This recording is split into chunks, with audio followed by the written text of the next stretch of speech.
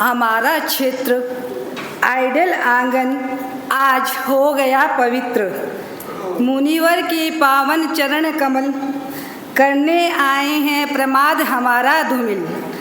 जागृत हो जन जन हावड़ा का, प्रस रही हैं प्रांगण हर घर का।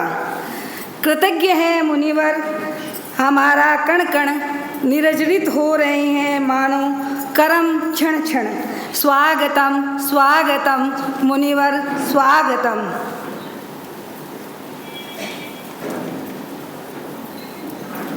धरती हर से अंबर बरसे हो, धरती हर से अंबर बरसे, मंगल घड़ियां आई स्वागत करा हो, स्वागत करा हो, स्वागत करा। धरती हर से अंबर बरसे हो, धरती हर से अंबर बरसे, मंगल घड़ियां आई स्वागत करा हो, स्वागत करा हो, स्वागत करा। मुनिवर जी आप पधार्या, मन में खुशियाँ है छाई। मुनिवर जी आप पधार्या, मन में खुशियाँ है छाई। अभिनंदन की ये बेला, दिल बलियाँ है इस साई। लो सुन लो गली गली में गूंज रही है हो, गली गली में गूंज रही है स्वागत री शहनाई। स्वागत करा हो, स्वागत करा हो, स्वागत करा। श्रद्धारा दीप जलावा, भावारा दीप जलावा, श्रद्धारा फूल बिछावा, भावारा दीप जलावा। आई जल रे प्रांगण में मुनिवर जी आज बधावा। लो सुन लो कल कल बहसी ज्ञान री गंगा हो, कल कल बहसी ज्ञान री गंगा। सानिध्य मंगलदाई स्वागत करा हो, स्वागत करा हो, स्वागत करा। हम हैं कितने सौभागी मुनिवर जी मेहर कराई। हम हैं कितने सौभागी मुनिवर जी मेहर कराई। लहरासी धर्म री फसला, सिंचन पाकर सुखदाई। लो सुन लो तीनों मुनिवर जीवन भाए हो, तीनों मुनिवर जीवन भाए। बरसे यूं करुणाई स्वागत करा हो, स्वागत करा हो, स्वागत करा। धरती हर से अंबर बरसे हो, धरती हर से अंबर बरसे, मंगल घड़ियां आई स्वागत करा हो, स्वागत करा हो, स्वागत करा। की धरा पे पांव पांव सूरत की ओर अग्रसर तेरा पंथ धर्म संघ के एकादशम अधिशास्ता राष्ट्र संत महातपस्वी महामनस्वी आचार्य श्री महाश्रमण जी के पावन चरणों में श्रद्धा भक्ति भाव वंदन। वंदनीय मुनि श्री जिनेश कुमार जी एवं सहवर्ती मुनिविन के चरणों में श्रद्धा भक्ति भाव वंदन। उपस्थित श्रावक सायिका समाज सादर जय जिनेन्द्र। मुनिश्री विगत लगभग 10 दिन से आपका साउथ हावड़ा में प्रवास हो रहा है। अनेक अनेक क्षेत्रों में आप विचरण कर रहे हैं और सभा के माध्यम से आपका स्वागत और अभिनंदन का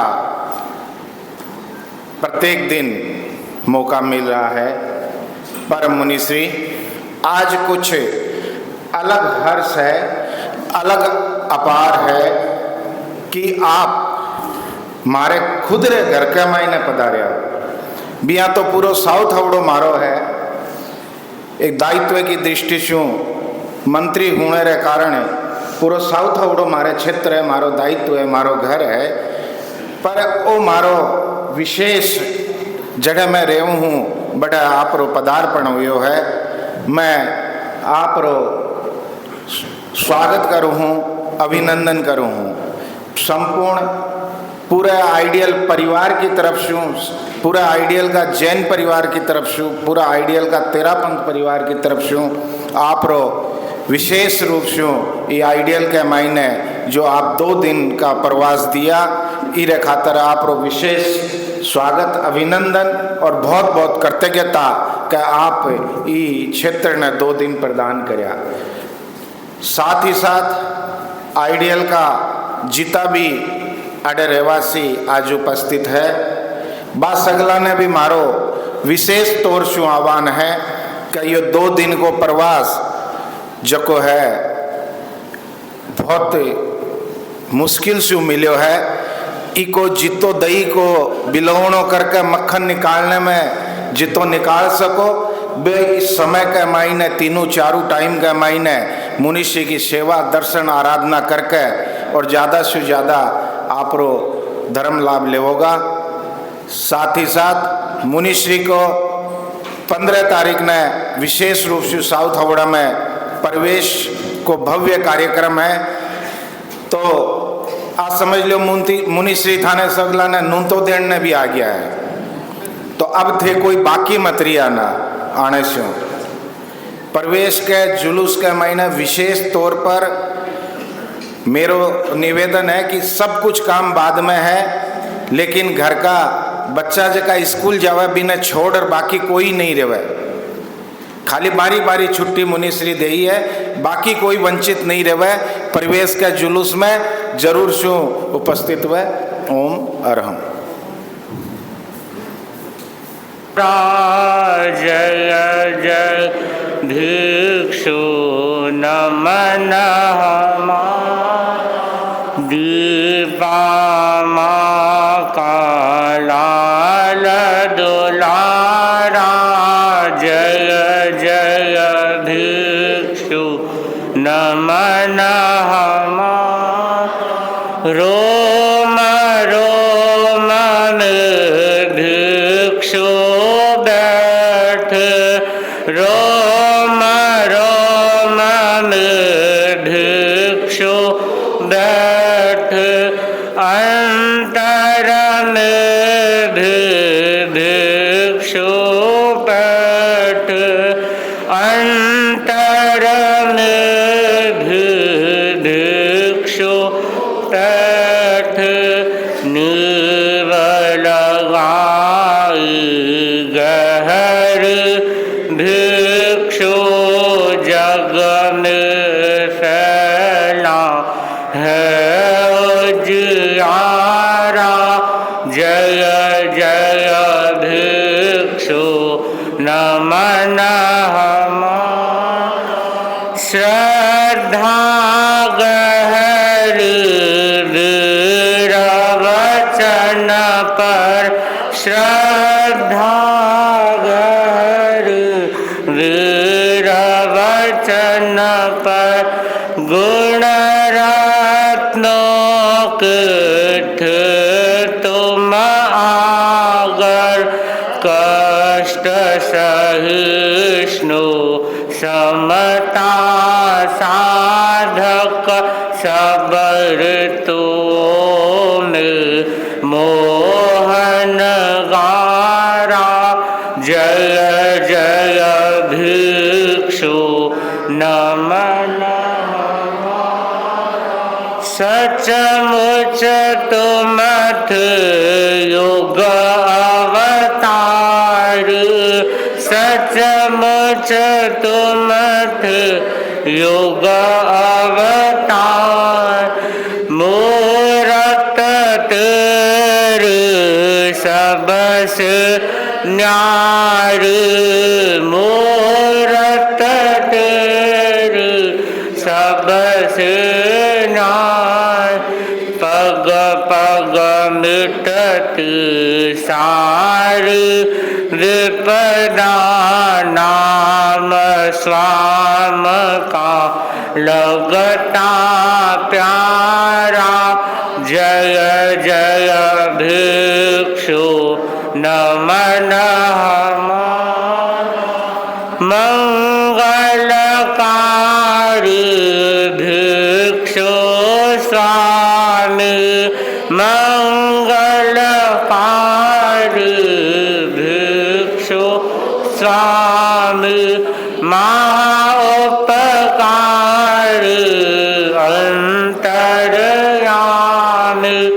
महाउपकार अंतर्यामी, कलयुग में सतयुग दिखलाया, भव्य जीवों को तुमने तारा, जय जय भिक्षु नमन हमारा, जय जय भिक्षु नमन हमारा। कोटि से वंदन। मुनिवृंद, उपास्थित धर्म प्रेमी भाई और बहनों,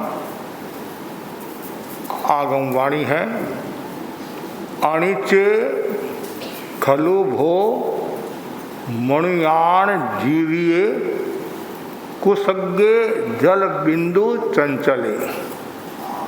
ओ मनुष्य का जीवन अनित्य है, कोश के अग्रभाग पर स्थित जल बिंदु के समान है। जीवन की क्षण भंगुरता को समझकर व्यक्ति सद आचरण की ओर प्रस्थान करे, धर्म की ओर प्रस्थान करे। धर्म आत्मा की पवित्रता का साधन है। धर्म से व्यक्ति अपने जीवन को निर्मल बनाता है, जीवन को शक्ति संपन्न बनाता है और जीवन को श्रेष्ठ बनाता है। निरंतर जो धर्म की साधना करता है, धर्म के मर्म को समझ लेता है, धर्म के रहस्य को समझ लेता है, वह अपनी आत्मा का उत्थान कर लेता है। प्रश्न खड़ा होता है, धर्म क्यों करना चाहिए? सामान्यतया लोग कहते हैं परलोक सुधारने के लिए धर्म करना चाहिए। ज्ञानी जन कहते हैं ये उत्तर अधूरा है, अपूर्ण है। धर्म किस लिए करना चाहिए? वर्तमान सुधारने के लिए धर्म करना चाहिए।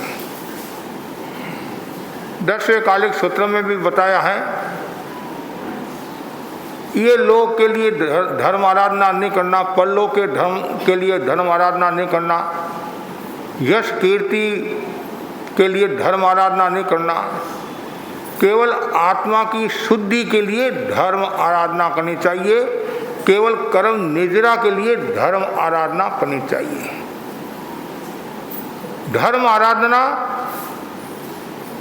सबको करनी चाहिए और धर्म आराधना के 5 महत्वपूर्ण सूत्र हैं जिनकी हम बार बार चर्चा करते हैं। सम्यक ज्ञान, सम्यक दर्शन, सम्यक चारित्र, सम्यक तप, सम्यक वीर्य। धर्म आराधना का पहला सूत्र है सम्यक ज्ञान। जब तक आत्मा का ज्ञान नहीं होगा, मैं कौन हूँ, कहाँ से आया हूँ, को हूँ सो हूँ, मैं आत्मा हूँ। जिस दिन आत्मा का ज्ञान हो जाएगा, आत्मा का बोध हो जाएगा, सम्यक ज्ञान हो जाएगा, उस दिन व्यक्ति अपनी मंजिल को तय कर सकता है। जिस दिन उसको ये महसूस हो गया कि आत्मा की शुद्धि में ज्ञान की महत्वपूर्ण भूमिका रहती है, तो मुझे निरंतर सम्यक ज्ञान का विकास करना है, आध्यात्मिक ज्ञान का विकास करना है। बौद्धिक ज्ञान का भी अपना मूल्य है, शारीरिक ज्ञान का भी अपना मूल्य है, शैक्षणिक ज्ञान का भी अपना मूल्य है, व्यावसायिक ज्ञान का भी अपना मूल्य है, पारिवारिक ज्ञान का भी अपना मूल्य है, सामाजिक ज्ञान का भी अपना मूल्य है। लेकिन आत्मा की आराधना में सम्यक ज्ञान का विशेष मूल्य होता है, आध्यात्मिक ज्ञान का विशेष मूल्य होता है। और जिस दिन आपको महसूस हो गया कि अब बाहर का ज्ञान आत्मा के उत्थान में सहयोगी नहीं बनता है, भीतर का ज्ञान ही आत्मा के कल्याण में, उत्थान में सहयोगी बनता है। इसलिए ज्ञानी जन बार बार कहते हैं पहले ज्ञान करो, परमं ज्ञानम तो दया, पहले ज्ञान फिर दया आचरण। ज्ञान नहीं है तो आप किसकी दया पालोगे? यदि आपको 25 बोल का ज्ञान नहीं है, 9 तत्वों का ज्ञान नहीं है, 6 द्रव्यों का ज्ञान नहीं है, 6 काया का ज्ञान नहीं है, तो दया किसकी पालोगे? आप दया पालो, दया पालो, दया किसकी दया पालोगे? पहले ज्ञान होना, आत्मा की दया पालो, मेरी आत्मा दुर्गति में नहीं जाए। अपा खलु सयं रखी वो, सतत आत्मा की रक्षा करो। और आत्मा की रक्षा में, धर्म आराधना में ज्ञान की महत्वपूर्ण भूमिका रहती है। और ज्ञान नहीं है तो व्यक्ति हंसी का पात्र हो जाता है। इसलिए कहा गया है अज्ञानं खलु कष्टं, अज्ञान कष्ट देने वाला है, पीड़ा देने वाला है। कुछ लोग अज्ञान के कारण नष्ट हो जाते हैं। आचार्य महाप्रज्ञ जी फरमाते थे पतन के 4 कारण हैं, उनमें एक कारण है अज्ञान। अज्ञान बहुत खतरनाक होता है। अज्ञान के कारण जीव कितनी बार संसार में परिभ्रमण करता रहेगा, अज्ञान के कारण, और अज्ञान के कारण संसार में घूम रहा है। सबसे बड़ा रोग है अज्ञान, मिथ्यात्व सबसे बड़ा रोग है। आचार्य महाप्रज्ञ जी के शब्दों में दुनिया में सबसे बड़ा भ्रष्टाचार क्या है? वो मिथ्यात्व का है, अज्ञान का। दृष्टिकोण सही नहीं होता है तो व्यक्ति धर्म आराधना कैसे करेगा? आपने ताम्री तापस का नाम सुना। 60,000 वर्ष तक बेले बेले की तपस्या, कितनी? 60,000 वर्ष तक बेले बेले की तपस्या और पारना में अमिल की साधना, फिर भी वो मरकर देवलोक में गया। ऐसा कहा जाता है 7 जीव मोक्ष में जाए उतनी करनी उसने अकेले ने की, फिर भी वह मोक्ष में नहीं गया। कारण दृष्टिकोण सही नहीं था, मिथ्यात्व था, अज्ञानी था। ऐसे अज्ञान 2 प्रकार का बताया है, उदय जन्य अज्ञान और शोषण जन्य अज्ञान। जब तक केवल ज्ञान नहीं होता है तब तक सब अज्ञानी है, केवल ज्ञान नहीं होता है तब तक सब अज्ञानी है। और छद्मस्त वीतराग भी अज्ञानी है, क्यों? 13वें गुणस्थान में केवल ज्ञान प्राप्त होता है। और एक अज्ञान का मतलब मिथ्यात्व से संबंध रखने वाला पहला और तीसरा गुणस्थान के जीव होते हैं, वो अज्ञानी मिथ्यात्वी होते हैं। तो यहाँ बताया गया जब तक हमारे भीतर में ज्ञान नहीं होगा तो आत्मा का उत्थान नहीं होगा। मुझे क्या करना है, क्या नहीं करना है, हे और उपादेय घे, मेरे लिए क्या छोड़ने योग्य है, क्या ग्रहण करने योग्य है, क्या जानने योग्य है। बहुत कम लोग हैं जो तत्व को समझते हैं, बहुत कम लोग हैं जो सम्यक ज्ञान के बारे में जानते हैं। आवश्यकता है सम्यक ज्ञान की, और सम्यक ज्ञान होगा तो कोई भी प्रवृत्ति करोगे तो उसमें सावधानी रखोगे, जागरूकता रखोगे। तो पहला धर्म आराधना का सूत्र हो गया सम्यक ज्ञान, दूसरा है सम्यक दर्शन। दर्शन के अनेक अर्थ हैं, उनमें एक अर्थ है आस्था, विश्वास, श्रद्धा, निष्ठा। बहुत जरूरी है आत्मा आराधना में, धर्म आराधना में दर्शन की महत्वपूर्ण भूमिका रहती है। जितने जीव मोक्ष में गए हैं उनमें सबसे बड़ा कारण है दर्शन। दर्शन के बिना, श्रद्धा के बिना आज दिन तक कोई भी जीव मोक्ष में नहीं गया। कहते नहीं, धर्म का मूल क्या है? दर्शन है। और जो दर्शन से भ्रष्ट हो जाता है तो फिर वो मोक्ष को कैसे प्राप्त होगा? इसलिए ज्ञान के साथ में दर्शन का होना जरूरी है, श्रद्धा का होना जरूरी है। ऐसे भी कहना भाई केवल ज्ञान, केवल दर्शन एक वो होता है। यहाँ दर्शन का मतलब श्रद्धा, विश्वास, देव गुरु धर्म के प्रति अटूट आस्था। तो धर्म आराधना करना है तो सबसे पहले आस्था का विकास। और ऐसे ज्ञान और दर्शन पूरक भी कह सकते हैं, पूरक भी कह सकते हैं। और ज्ञान होगा तभी आप आस्था का विकास करोगे। तो इसलिए आस्था जरूरी है।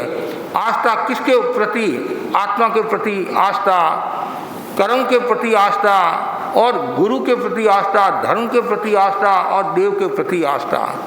और तीसरा जो सूत्र बताया है वो है सम्यक चारित्र। आचरण हमारा सही होना चाहिए। तो धर्म आराधना में आचरण की भी महत्वपूर्ण भूमिका रहती है। किस व्यक्ति का कैसा आचरण है उससे व्यक्ति की पहचान भी हो जाती है। कभी कभी आचरण से व्यक्ति की पहचान हो जाती है, ये अच्छा आचरण वाला है या खराब आचरण वाला है। तो हमेशा ये भावना भाव मेरा आचरण सही रहे। और जितना आचरण सम्यक होगा, जितना अच्छा होगा, उतना ही व्यक्ति मंजिल की ओर बढ़ेगा, धर्म आराधना करेगा। तो आज के युग में हमारा आचरण स्वस्थ होना चाहिए। आचरण में कोई बेईमानी का भाव नहीं होना चाहिए, धोखाधड़ी का भाव नहीं होना चाहिए, अनैतिकता का भाव नहीं होना चाहिए, और गलत भाव नहीं होना चाहिए। और चौथा जो बताया है वो है तप। धर्म आराधना का महत्वपूर्ण जो सूत्र है वो है तप। ज्ञान, दर्शन, चारित्र तीन आपके पास में है। और तब और आ जाए तो सोने में सुहागा जैसी कहावत चरितार्थ होती है। तब का बहुत बड़ा मूल्य है, लेकिन लोग बहुत कम तब के मूल्य को जानते हैं। मूल्य है लेकिन उसके मूल्य ऐसे ना सब कहते हैं तब का मूल्य है, तब का मूल्य है। लेकिन जब व्यक्ति तब करता है और उस समय वो मूल्य को भूल जाता है, उस समय उसके भीतर में आडंबर का भाव, प्रदर्शन का भाव आ जाता है। मैंने मास खमन किया है कि महाराज आडंबर तो होना जरूरी है, हाँ प्रदर्शन तो होना जरूरी है। लोगों को कैसे पता चलेगा कि मैंने मास खमन किया है, मैंने अठाई की है, लोगों को मैं भोजन कराऊंगा तो मेरी वाहवाही होगी। तो इसका मतलब ये हो गया तुमने तपस्या वाहवाही के लिए की है, प्रदर्शन के लिए की है, आडंबर के लिए की है। मैंने दशकालिक में भी हमारे आता है तपस्या केवल कर्म निद्रा के लिए करना, आत्मा की विशुद्धि के लिए करना। और हमारे भाई बहन भी इंतजार करते हैं कब जीवन होता है, वो भी इंतजार करते हैं। ऐसे तो हमारे सामने बोलते महाराज कितना आडंबर बढ़ गया, कितना आडंबर बढ़ गया, कितना प्रदर्शन बढ़ गया, अनावश्यक खर्चा, अनावश्यक खर्चा। आदमी बड़ा होशियार है, हमारे सामने कुछ बोलता है, बाहर कुछ बोलता है, दोहरी नीति। उधर तो कहते हैं महाराज मेरे को तो नहीं, मतलब लोगों को आपस में लोग क्या बात करते हैं, इतना बड़ा संपन्न आदमी है और कितना कंजूस है, कितना कंजूस है, खर्चा ही नहीं करता ये। और कभी हम भी प्रेरणा देते हैं तपस्या की तो लोग क्या कहते हैं महाराज एक पेटी का खर्चा होता है, 2 पेटी का खर्चा होता है, इसलिए तपस्या नहीं करते हैं। तो ये भावना यदि आ जाती है तो जो सामान्य व्यक्ति है वो फिर तपस्या कर ही नहीं पाएंगे। यदि इस प्रकार का आडंबर होता है, प्रदर्शन होता है, तो उनके मन में भी तो आता नहीं, छन्मस्त है, काश मैं भी जीवन करूं, मैं भी लोगों की नज़र में आऊं। ऐसे तो लोग पूछते नहीं है, 2-4 बार जीवन करूंगी तो कि हम पधारो साहब, पधारो साहब, पधारो साहब, पधारो साहब, कभी नहीं। तपस्या में कोई भी प्रकार का आडंबर नहीं होना चाहिए, प्रदर्शन नहीं होना चाहिए। हम कर्म निद्रा के लिए करें, आत्मा की शुद्धि के लिए करें। और मैंने पहले भी आपको बताया था जो ये तपस्या करते हैं, रात को गीत गाने के लिए जाते हैं या लोगों को बुलाते हैं, कोई भी वहाँ नाश्ता नहीं करे, कोई भी नाश्ता नहीं करे, वो तो बेचारा भूखा है और आप माल उड़ा रहे हो। होना ये चाहिए भाई, इसने 8 दिन की तपस्या की है, एक दिन मैं रात्रि भोजन का त्याग करूंगा, मैं नवकाशी करूंगा, पोषी करूंगा, ये तो आने नहीं आता है। अरे ये आडंबर के कारण कभी कभी संसदों को भी सुनना पड़ता है कि महाराज आप प्रेरणा नहीं देते हैं। अरे हम कितनी प्रेरणा देंगे, प्रेरणा देने में कमी नहीं रखते हैं, फिर भी आदमी लोग के वशीभूत होकर, प्रदर्शन के वशीभूत होकर, प्रतिष्ठा के वशीभूत होकर, नहीं करूँगे तो महाराज लोग क्या कहेंगे, लोग क्या कहेंगे, लोग क्या कहेंगे, और लोग क्या कहेंगे, जो कहना है वो कह देंगे बस। वो 4 दिन कहेंगे, उसके बाद में कोई कहने वाला नहीं है। और आपने भोजन भी करा दिया, लाडू भी खिला दिए, तो लोग तो इतने होशियार है, पेट पर हाथ फेर कर बस हो गया काम। कोई किसी को याद नहीं रखता है। याद किसको रखता है कि आप अच्छे कर्म करोगे, तपस्या करोगे, कर्म निद्रा की दृष्टि से आत्मा की शुद्धि के लिए, तो लोग याद करेंगे कि हमारे धर्म संघ में इतने बड़े बड़े तपस्वी संत हुए हैं, इतने बड़े बड़े साधक साधिकाएं तपस्वी हुए हैं। तो मैं सबसे कहना चाहता हूँ कि चातुर्मास में तपस्या के उपलक्ष्य में कोई भी प्रकार का आडंबर नहीं होना चाहिए, कोई भी प्रकार का प्रदर्शन नहीं होना चाहिए। आचार्य महाप्रज्ञ जी का सूरज चातुर्मास था, तो उनको पता चला, तो उन्होंने प्रेरणा दी, गुरुदेव ने प्रेरणा दी। आपको आश्चर्य होगा, अनेक लोगों ने त्याग कर दिया। पैसा का उपयोग करना, तो पैसे का उपयोग के बहुत साधन है, पैसा का सदुपयोग करना बहुत साधन है, ये अनावश्यक क्यों? तो इसलिए सबको ध्यान रखना चाहिए, जितनी ज्यादा आप तपस्या कर्म निद्रा की दृष्टि से करोगे तो आत्मा की शुद्धि होगी, निर्मलता होगी, दूसरों को भी प्रेरणा मिलेगी कि वास्तव में यह तपस्या है। और कुछ भाई बहन हमारे बहुत सजग है, उनके तपस्या के निमित्त कोई भी आडंबर प्रदर्शन नहीं होने देते हैं, और न वो लिफाफा लेते हैं, न देते हैं न लेते हैं। कभी कभी परिवार वालों का इतना दबाव होता है, अरे भाई तुम हमारी बेटी है, हमारा तो ले ले, दूसरों का मत लेना, चाहे बेटी हो चाहे कोई हो, त्याग ये त्याग, समझे नहीं। और आपको भी प्रेरणा देनी चाहिए। आपको यदि बेटी को देना है, हम मना थोड़ी करते हैं, हम मना थोड़ी करते हैं, कुछ भी तो नहीं, लेकिन है ये तपस्या के निमित्त इतना आडंबर प्रदर्शन, इससे बचना चाहिए।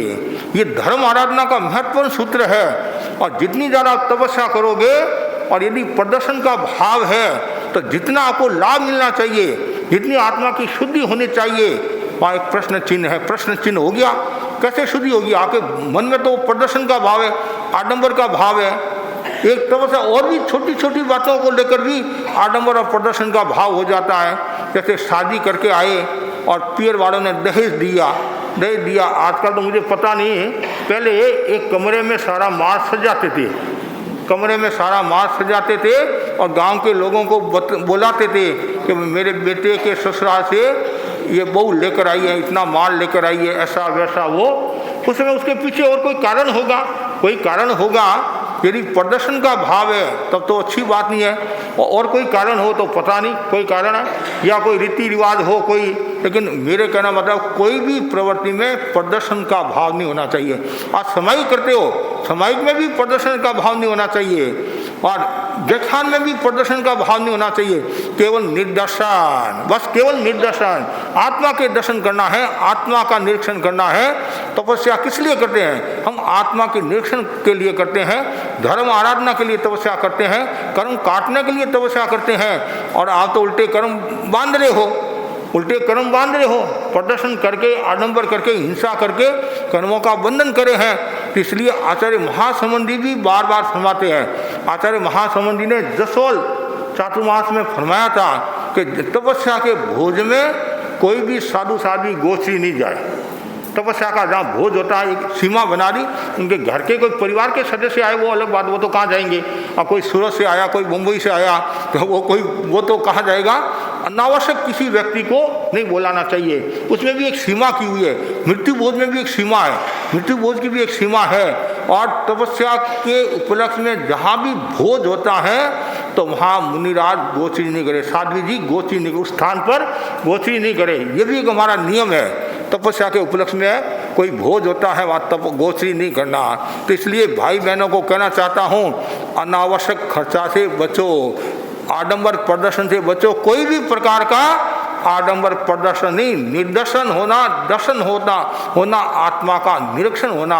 और इसलिए भगवान की जो वाणी है वो आत्मा के उत्थान के लिए, क्यों, भगवान की जो वाणी है निर्दर्शन की वाणी है। इसलिए धर्म आराधना का चौथा जो सूत्र है वो है तप, और पांचवा जो सूत्र बहुत महत्वपूर्ण है वो है वीर्य। वीर्य का मतलब पुरुषार्थ करना, पुरुषार्थ करना। ऐसे तो आप बहुत पुरुषार्थ करते हैं, सुबह से लेकर शाम तक पुरुषार्थ ही पुरुषार्थ करते हैं। कोई रसोई में पुरुषार्थ करता है, कोई पढ़ाई में पुरुषार्थ करता है, कोई व्यापार में पुरुषार्थ करता है, कोई किसी को फंसाने में पुरुषार्थ करता है। बस दिमाग लगाता रहता है किसको कैसे फंसाऊं, कैसे डाउन करूं, ये अवसर आ गया। यानी जन कहते हैं वे तो सारे कर्म बंधन के कारण हैं। धर्म में पुरुषार्थ करना, धर्म में जो पुरुषार्थ करता है वो मंजिल को प्राप्त होता है, मोक्ष को प्राप्त होता है। बहुत कठिन काम है धर्म में पुरुषार्थ करना। अधिकांश लोग तो विलासी होते हैं, भोगी होते हैं, आरामदायी होते हैं। प्रमाद के कारण न जाने कितने जीवों ने आत्मा का पतन कर लिया। जैसे पतन का एक कारण अज्ञान है तो दूसरा कारण प्रमाद भी है। आचार्य महाप्रज्ञ जी लिखते हैं कि ऐसे ऐसे प्रमादी, इधर तो सेना, दूसरे देश की सेना हमला करने के लिए आ रही है और वहाँ के जो राजा हैं वो मेलों में, रंग मेल में विलासिता का जीवन जी रहे हैं, कोई उनको परवाह ही नहीं, लापरवाही। तो इसके कारण भी कितना नुकसान हुआ है। जो देश अपने देश की सुरक्षा नहीं कर पाता है, जो राजा अपने देश की सुरक्षा नहीं कर पाता है, तो भी राजा ही क्या। तो संसार की दृष्टि से भी जागरूकता का अपना मूल्य होता है और आत्मा की दृष्टि से तो मूल्य है ही है। तो इसलिए धर्म के क्षेत्र में पुरुषार्थ होना जरूरी है, और जितना ज़्यादा पुरुषार्थ होगा उतना ही व्यक्ति आगे बढ़ेगा। और जहाँ विलासिता का भाव है, भोग का भाव है, वहाँ धर्म की आराधना नहीं होती है। आजकल क्या होता है, ऐसा सुनने में आता है, हमारे समाज में तो नहीं है, अन्य समाज में है कि सुबह यदि प्रार्थना में आएगा तो 5 रुपया और प्रवचन में आएगा तो इतना रुपया प्रभावना देते हैं। और ऐसा भी सुनने में आया है, कोई मास खमन करता है तो 1 तोड़ा चैन, 2 तोड़ा चैन, इसलिए भी करते हैं हमारे को माल मिलेगा, माल मिलेगा। ये तपस्या थोड़ी है, आप तपस्या को बेच रहे हैं। ये पुरुषार्थ किस काम का, ये पुरुषार्थ काम का नहीं है, ये तो आप तपस्या को बेच रहे हैं। इधर तो तपस्या करे हैं, किस लिए, माल के लिए तपस्या करे हैं। ऐसा नहीं, धर्म में पुरुषार्थ है कि धर्म ही दिखना चाहिए। और समाई करो, पुरुषार्थ करो। कुछ लोग कहते मेरे से समाई होती नहीं है, और पुरुषार्थ करो जरूर समाई हो जाएगी। आप कहते महाराज मैं व्याख्यान सुन नहीं सकती, मैं बीमार हूँ, अस्वस्थ हूँ, और थोड़ा पुरुषार्थ करोगे तो आप व्याख्यान भी सुन सकोगे। ठीक है, कोई एकदम किसी से उठा नहीं जाता है, वो एक अलग बात है। लेकिन आज भी ऐसे हमारे भाई बहन हैं 80 वर्ष के हैं, 85 वर्ष के हैं, 90 वर्ष के हैं, चलने में भी उनके कठिनाई हैं, फिर भी वो पुरुषार्थ करते हैं मुझे धर्म करना। महाराज मेरी कॉलोनी में आए हैं, मेरे कॉम्प्लेक्स में आए हैं, कम से कम यहाँ तो मैं दर्शन कर लूँ। ये धर्म में पुरुषार्थ जरूरी है। और जिन्होंने भी धर्म में पुरुषार्थ किया है उनका बेड़ा पार हुआ है। तो ज्ञान में भी पुरुषार्थ करना पड़ेगा, दर्शन में भी पुरुषार्थ करना पड़ेगा, चारित्र में भी पुरुषार्थ करना पड़ेगा, और तप में भी पुरुषार्थ करना पड़ेगा। और पुरुषार्थ का अपना मूल्य होता है, और पुरुषार्थ नहीं है तो देवता भी सहयोग नहीं करते हैं। कितना सुंदर कहा है, न रीते शांत से देवा सखाए। जो पुरुषार्थ नहीं करता है तो देवता भी उसका सहयोग नहीं करते हैं। हमारे बड़े संत फरमाते थे कि आलसी आदमी का कभी काम नहीं करना चाहिए, और ज़्यादा आलसी हो जाएगा वह, और ज़्यादा आलसी हो जाएगा। कभी कभी हमारी जो दादियाँ हैं पोता पोती से काम नहीं कराते हैं। एक भाई इसके पास में काम नहीं कराना है, थोड़े दिन यहाँ है, फिर तो ये ससुराल चली जाएगी, फिर बाद में रोगी तो वो दादी को ही गालियाँ देगी, दादी को ही गालियाँ देगी। ये मतलब मोह किस काम का। जो आवश्यक चीज़ों में भी आप यदि उनको विलासी बना रहे हैं कि नहीं तुम कुछ मत कर, बस सब काम हो जाएगा। और आजकल एक और ये प्रचलन चल पड़ा है, मेरे तो 1 करोड़ का पैकेज आता है, 2 करोड़ का पैकेज आता है, मेरे को कोई काम नहीं। और सगाई की बात आती नहीं तो मैं कोई काम करने वाली नहीं हूँ। हाँ, मेरे तो 2 करोड़ का पैकेज है, नौकर रहेंगे, वो रहेंगे, ये रहेंगे। अब आप खुद ही उन लोगों को आलसी बना रहे हैं, आप खुद ही उनको भोगी बना रहे हैं, विलासी बना रहे हैं। अरे पुरुषार्थ का मूल्य है, सब दिन समान नहीं होते हैं, ध्यान रखना, सब दिन समान नहीं होते हैं। इसलिए कभी भी दूसरों पर परासित मत रहो। कितना सुंदर हमारे संत फरमाते हैं, सेवक हमारे 4 हैं, 2 हाथ 2 पाँव, दिन रात सेवा करे धूप गिने न छाव। कितना सुंदर है। इसलिए हमेशा श्रम करो, पुरुषार्थ करो, सम्यक पुरुषार्थ होना चाहिए। एक पुरुषार्थ चूहा भी करता है, वो जाल को काटता है, जाल को काटता है और परिणाम ये आता, जाल को काटते का जाल कट गई और सामने सांप था और सांप ने उसको निगल दिया। तो वो पुरुषार्थ किस काम का? कभी कभी आप पुरुषार्थ करते हैं, खुद आपके लिए नुकसानकारी हो जाता है। एक व्यक्ति को कुआं खोदना है, 100 हाथ का कुआं खोदेगा तब तो पानी निकल जाएगा, और 10-10 हाथ का कुआं खोदेगा तो क्या होगा? पुरुषार्थ तो आपने किया, सफलता नहीं मिली। आज भी ऐसे लोग हैं, कभी ये काम करेंगे, कभी ये काम करेंगे, कभी ये काम करेंगे, कभी ये काम करेंगे और मिलता कुछ नहीं है। कभी ऐसा भी होता है, मैं 25 बोर्ड सीखूं, 1 बोर्ड सीखा, छोड़ा लघु दंडक सीखूं, वो छोड़ा बासठिया सीखूं और हाथ में कुछ नहीं आता है। जितना ऐसे अलग अलग, वही एक चीज़ में आप यदि मन लगाते, पहले मुझे 25 बोर्ड सीखना है, यदि आपकी कैपेसिटी है तो आप 17 में हाथ डालो, कोई प्रॉब्लम नहीं है। लेकिन कम से कम जो भी काम करे वो निष्ठा के साथ करे, पुरुषार्थ के साथ काम करे तो आनंद आएगा। धर्म में पुरुषार्थ, संसार की प्रवृत्ति में आपका पुरुषार्थ खूब चलता है, सुबह से लेकर शाम तक। संसारी जीव है, वो भी आपको पुरुषार्थ करना पड़ता है, संसारी जीवों को। लेकिन मूल बात है धर्म आराधना में सम्यक पुरुषार्थ। जैसे भगवान ने बताया ना, 4 परम अंग दुर्लभ है, मनुष्यत्व, श्रुति, श्रद्धा, संयम में पराक्रम। कितना सुंदर कहा है। पराक्रम भी किस में करना? संयम में करना। और संयम में पराक्रम करने वाले तो बहुत है। संयम में पराक्रम करना चाहिए, संयम में पुरुषार्थ करना चाहिए। हमारे अनेक ऐसे संत हुए हैं जिन्होंने संयम में पुरुषार्थ किया और वो सिद्ध बुद्ध मुक्त हो गए। तो मैं साधु बन गया, यदि संयम में पराक्रम नहीं करूँगा, पुरुषार्थ नहीं करूँगा तो मेरी आत्मा का कल्याण कैसे होगा? और मुझे स्वाध्याय भी करना पड़ेगा, तो उसमें भी पराक्रम करना पड़ेगा, और तपस्या में भी पराक्रम करना पड़ेगा, प्रवचन में भी पराक्रम करना पड़ेगा। प्रवचन देना है तो पहले तैयारी तो करनी पड़ेगी नहीं, एक दिन का काम तो नहीं है, रोजाना प्रवचन का काम है, तो तैयारी भी करनी पड़ती है, नई नई बातें भी बतानी पड़ती हैं, कभी कभी पुरानी बातें भी बतानी पड़ती हैं, और कुछ ऐसी बातें तो बार बार रिपीट भी करनी पड़ती हैं ताकि आपके दिमाग में सेट हो जाए। इसलिए पुरुषार्थ का अपना मूल्य होता है। जितना ज़्यादा पुरुषार्थ होगा उतना ही व्यक्ति आगे बढ़ेगा। तो मैं बहनों को, भाइयों को ये कहना चाहूँगा, आप विलासिता का जीवन मत जीना, दूसरों पर आधारित मत लेना, हमेशा स्वावलंबन का जीवन, संसार की दृष्टि से भी स्वावलंबन का जीवन जरूरी होता है। कितना सुंदर कहा है, देखो, काम वालो लागे चाम वाली नहीं है। कितना सुंदर कहा है, काम वालो लागे चाम वाली नहीं है। मतलब कार्य अच्छा लगता है कि चमड़ी अच्छी नहीं लगती है। आज 80 वर्ष की भी यदि बाई काम करती है तो भी बहू और पोते की बहू बहुत खुश होती है कि दादा सासू जी काम करते हैं। और यदि दादा सासू काम करना छोड़ दे, सासू जी काम करना छोड़ दे और सब बहू के ऊपर काम आ जाता है तो फिर देखो बहू का मूड कैसा हो जाता है।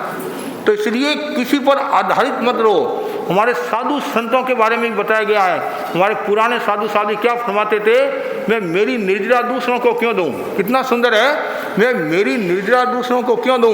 मैं पर्यावरण कर सकता हूं, मैं गोची जा सकता हूं, मैं पानी पी सकता हूं, तो फिर मैं दूसरों पर आधारित क्यों रहूं। ठीक है, दूसरे करते उनकी महानता है, विनम्रता है, लेकिन अब आप अस्वस्थ हो, बीमार हो, यदि पानी कोई पिलाता है या काम कराना है तो भी आपके मन में वो भावना होनी चाहिए कि मेरे जोग से इनको कितनी तकलीफ हो रही है, इनकी मैं सेवा ले रहा हूँ, अभी तो मेरे सेवा देने का दिन है और अब मैं उल्टी सेवा ले रहा हूँ। ये भावना होनी चाहिए, मैं सेवा दूँ, संघ को सेवा दूँ, समाज को सेवा दूँ कि मुझे मनुष्य का जन्म मिला है। तो इसलिए कभी भी विलासिता का भाव नहीं आना चाहिए, हमेशा सम्यक पुरुषार्थ का भाव आना चाहिए। और पुरुषार्थ का भाव होगा तब तो आत्मा की सुगति होगी, मतलब आत्मा का विकास होगा।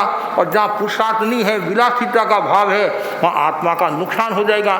तो समाज में भी देखो कि जो व्यक्ति श्रम करता है उसका मूल्य बढ़ जाता है, और जो श्रम नहीं करता है तो कभी कभी घर में कलह का वातावरण भी हो जाता है। वो एक कहानी आती है, छोटी सी कहानी आती है, आप लोगों ने सुनी भी है, हमारे साधु साहब तो फरमाते भी है।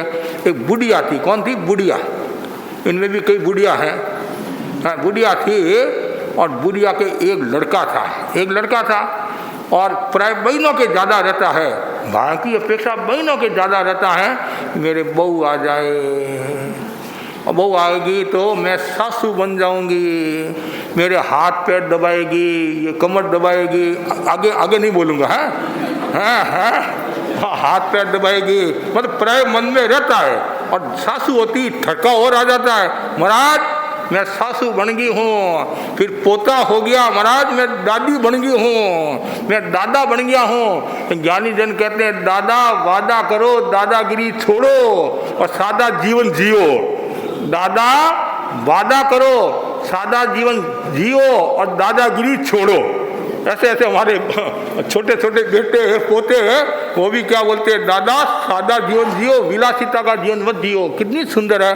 तो बुढ़िया के मन में मेरे बेटा एक है, बहू आ जाए, और बहू भी आ गई और बुढ़िया बहुत खुश हुई और पूरे गांव के लोगों को कहा मेरे बहू आई है। और पुराने समय में सेठ लोगों के बहू आती थी नहीं तो लोग देखने के लिए भी जाते हैं। पुरानी परंपरा, ऐसे घूंघट में रहते, घूंघट में ऐसे तो देख नहीं सकते, एक आंख करके ऐसे देखते रहे, भाई फूटरी आई है, भाई बहुत अच्छी आई है, बुढ़िया तो बहुत सुखी है, एकदम गोरी आई है। गोरी का भी अपना मूल्य होता था। एक भाई ने कहा महाराज मेरे बहू गोरी आनी चाहिए। क्यों? मेरी बहू गोरी आएगी नहीं तो मेरे पोता भी गोरा होगा। पर कितनी धारणा, अब ये कोई जरूरी नहीं है काली के भी गोरा होता है, गोरी के भी काला होता है, ऐसा भी होता नहीं। लेकिन एक मनुष्य का चिंतन, मनुष्य का स्वभाव ऐसा है। तो उसके बहू आई और सब लोग देखने के लिए आए, और बहू को 4 दिन तक सासू ने अपने हाथ से ग्रास दिया। मेरे बहू आई। बहू ने सोचा यहाँ तो और जोरदार है, घर में तो मुझे काम नहीं करना पड़ता था, रोटी तो तोड़कर खाना पड़ता था, यहाँ तो रोटी भी सासू जी मुंह में खिलाते हैं। वाह वाह, ऐसी सासू तो मैंने देखी नहीं। और 4 दिन पूरे हुए, 5वां दिन उदित हुआ और सासू ने बहू से कहा, बहू 1 गिलास पानी की पकड़ा। जैसे ये कहा, बहू ने कहा सासू जी आज तो आपने कह दिया, कल से ध्यान रखना मैं यहाँ काम करने के लिए नहीं आई हूँ, काम तो आपको ही करना पड़ेगा। सुबह नाश्ता में ये, दोपहर का ये भोजन, दोपहर में फिर 3 बजे ये, और 4 शाम को 7-8 बजे ये मैंने आपको व्यवस्था दे दी है। मैं काम करने वाली नहीं हूँ, आपको ही काम करना है। मैं तो ऊपर मेला में रहूँगी और आपको 3 मंजिला महल है, तो ऊपर आकर आपको ही भोजन कराना है और थाली भी आपको लेकर जाना है। मैं कुछ काम करने वाली नहीं हूँ। बुढ़िया ने सोचा फोड़ दिया करूँ। मैंने तो सोचा सेवा करेगी, ये तो उल्टी आपत, और गले में और आपत आ गई थी। तो कम से कम घर में 2 सदस्य थे, शांति से जी रहे थे। अब रोजाना की खटपट, बुढ़िया थी बेचारी, वो भी सीधी थी, ऐसी बात सीधी थी, बहुत तेजदार थी। पति ने भी कहा माँ का सेवक कर, माँ का सेवक कर। मेरे से सेवक नहीं होता, तुम जानो, तुम्हारे कर्म जाने। मेरा तो ये है भोजन का समय, और ये भोजन बनाना आप हमारे को दे दो कि मेरे बाप ने 15 लाख का दाइजा दिया है, इसलिए मेरे को कोई टेंशन वाली बात नहीं है। अब रोजाना समस्या। एक दिन माँ और बेटे ने योजना बनाई। आजकल तो पति पत्नी योजना बनाते हैं, पति पत्नी योजना बनाते हैं। उसे माँ और बेटे ने योजना बनाई। माँ ने कहा बेटा क्या करे, आपत गढ़े में आ गई है, बेटा का चिंतन करे। और ऐसे करते करते बेटा ने कहा एक काम करें, हो सकता है उसे फायदा हो जाए। कि क्या? कि सुबह सुबह तुम भी उठना, मैं भी उठूंगा, और तुम कहना मैं झाड़ू निकालूं, और मैं बोलूँगा मैं झाड़ू निकालूं। तो हो सकता है उसको देखकर तुम्हारी औरत के मन में दया का भाव आ जाए कि पति झाड़ू निकाल रहा है तो मैं जाकर झाड़ू निकाल दूँ तो हो सकता है समस्या का समाधान हो जाए। माँ ने कहा ये तो अच्छा, सुबह सुबह झाड़ू और जोर जोर से बोल रहे हैं कि झाड़ू मैं निकालूंगा। और माँ कह रही बेटा आदमी झाड़ू नहीं निकालते हैं, ये तो औरतों का काम है, औरतों का झाड़ू निकालने का काम कि मैं निकालूंगी। बेटा कहता माँ तुम बूढ़ी है, बीमार है, अस्वस्थ है, थोड़ा मैं भी सेवा कर लूँ। और जोर जोर से बोल रहे हैं तुम और मैं। और वो बहू नींद में थी, आवाज़ सुनी, उठी, वो भी उठी, क्या बात है, और झरोके से देख रही है कि अच्छा सीरियल आ रहा है, अच्छा सीरियल आ रहा है। और उसे रहा नहीं गया और सब देखकर सुनकर बोली क्यों लड़ाई करते हो, क्यों झगड़ा करते हो, मैं निर्णय देती हूँ एक दिन झाड़ू तुम निकाला करो और एक दिन झाड़ू ये निकाला करेगी। आदमी उपदेश देने में बड़ा ही कुशल है, दूसरों की समस्या का समाधान देने में बड़ा कुशल होता है। ये क्यों हुआ, उसके भीतर में विलासिता का भाव था, श्रम से जी चुराने वाली थी। और जो व्यक्ति श्रम से जी चुराता है, श्रम से जो विमुख होता है, वो कभी भी धर्म आराधना नहीं कर सकता है। न संसार में वो पूज्य हो सकता है, न संसार में उसको मान मिलेगा, सम्मान मिलेगा। इसलिए श्रम का होना जरूरी है, सम्यक पुरुषार्थ। तो ये धर्म आराधना के 5 सूत्र है। इन 5 सूत्रों की जो आराधना करता है वही व्यक्ति अपने जीवन को सफल बनाता है। और हमारा चातुर्मास भी आपको पता है दक्षिण हावड़ा में ही है। और अभी हम दक्षिण हावड़ा के कॉम्प्लेक्स एरिया में घूम रहे हैं और अच्छा माहौल बना हुआ है। और ये माहौल यहाँ तक ही नहीं रहे, ये माहौल विवेक भवन, विवेक विहार, कहाँ, हाँ सब पता है आपको, क्लब हाउस में 4 महीना ही अच्छी उपस्थिति रहना, केवल उपस्थिति नहीं, साथ में धर्म आराधना करना, ज्ञान दर्शन चारित्र तब वीर्य की आराधना करना और जीवन को सफल बनाना। तो आज हम आपके क्षेत्र में आए हैं आइडियल, और पिछली बार भी हम यहाँ आए थे और